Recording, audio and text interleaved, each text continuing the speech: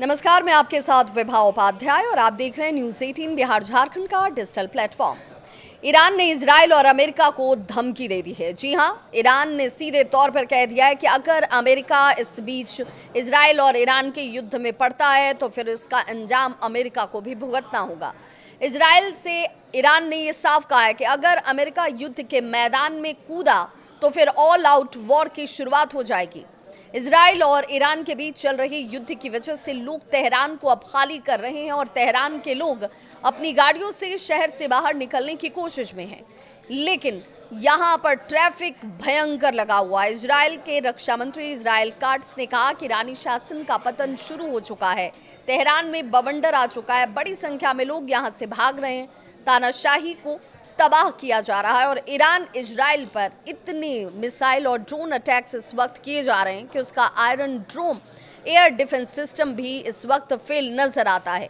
Iran की ओर से दागी जा रही मिसाइलों में से कुछ तेल अवीव में अमेरिकी दूतावास के आसपास भी गिरे हैं, जबकि इजराइल आर्मी की ओर से जारी बयान ये कहता है कि ईरान की मिसाइल इजराइल में अमेरिकी दूतावास पर भी गिरी। हालांकि जो बयान इस वक्त जारी किए गए उसमें ये नहीं कहा गया कि दूतावास में मौजूद कर्मचारियों को क्या कोई नुकसान पहुंचा है या नहीं पहुंचा।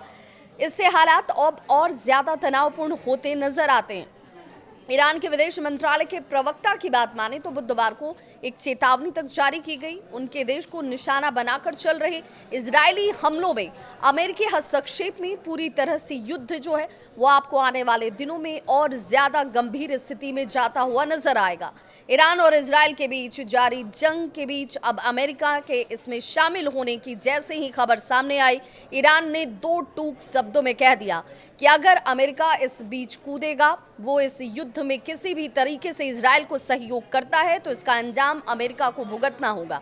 अमेरिकी मीडिया रिपोर्ट्स के अनुसार अमेरिकी राष्ट्रपति डोनाल्ड ट्रंप ईरान के न्यूक्लियर साइट्स पर इजराइल के चल रहे हमलों में शामिल होने पर विचार कर रहे हैं।